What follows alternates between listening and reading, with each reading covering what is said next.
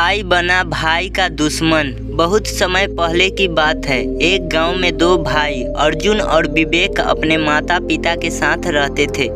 दोनों भाई एक दूसरे से बेहद प्यार करते थे और हर काम मिलजुल कर करते थे।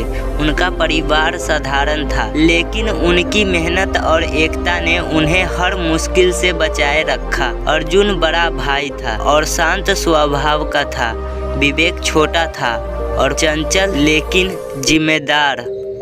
दोनों खेतों में काम करते और जानवरों की देखभाल करते अपने घर को संभालते। उनके पिता अक्सर उन्हें समझाते, सदा एकता में ही शक्ति है। अगर तुम साथ रहोगे तो तुम्हें कोई हरा नहीं सकता। भाइयों ने यह बात बांध ली थी। वह भी गांव के कोई समस्या आती दोनों मिलजुल कर उसका हल निकालते। उनकी एकता और प्रेम को देखकर लोग उनकी तारीफ करते। समय बीता और उनके पिता की अचानक मृत्यु हो गई। पिता ने अपनी संपत्ति को दोनों के नाम समान रूप से बांटने का फैसला किया था, लेकिन जैसे ही वसीयत सामने आई दोनों भाइयों के बीच मतभेद शुरू हो गए। अर्जुन को लगता था कि उसने खेत में ज़्यादा मेहनत किया है, इसलिए उसे बड़ा हिस्सा मिलना चाहिए। विवेक का मानना था कि उसने घर और जानवरों की ज़्यादा देखभाल की है,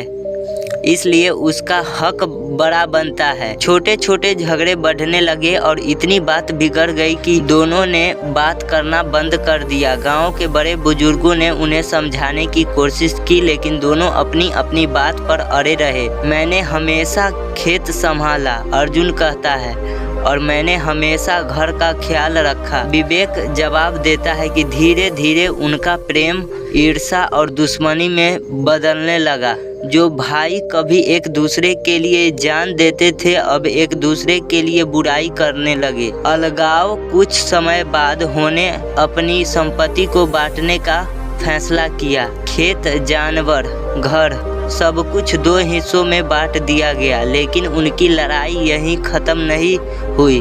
दोनों एक दूसरे को नीचा दिखाने की कोशिश करने लगे। अर्जुन ने विवेक के हिस्से के खेत में जानवर छोड़ दिए।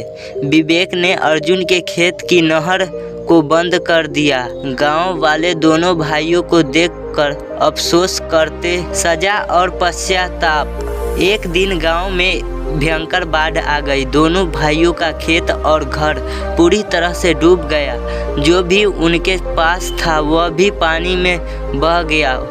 अब उनके पास न घर बचा था और गांव के मुखिया ने उन्हें बुलाकर कहा, तुम्हारी लड़ाई ने हमें बर्बाद कर दिया। अगर तुमने मिलकर इस समस्या का समाधान किया होता तो आज तुम्हारा नुकसान इतना बड़ा न होता। यह सुनकर दोनों भाइयों को अपनी गलती का एहसास हुआ। वे दोनों एक दूसरे के गले लगने लगे। बाढ़ के बाद गांव वालों ने मिलकर उनकी मदद की। अर्जुन और विवेक ने फिर से मिलकर खेतों को संभालना शुरू किया।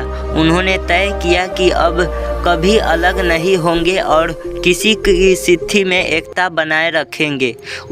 उनकी मेहनत और एकता ने उन्हें फिर से खुशहाल बना दिया। अब दोनों भाई हमेशा एक दूसरे के साथ रहते, दूसरे को भी यही सिखा देते। लालच और ईर्ष्या रिश्ते को बर्बाद कर देते हैं। सच्चा सुख एकता और प्रेम में है। निष्कर्ष, इस कहानी से हमें यह सीख मिलती है कि एकता में शक्ति है। आपसी झगड़े और ईर्ष्या केवल रिश्ते को कमजोर करते हैं, बल्कि जीवन में असफलता का कारण भी बनते हैं। हमें हमेशा परिजनों के साथ मिलजुल कर रहना चाहिए और किसी भी समस्या का सामना एकजुट होकर करना चाहिए।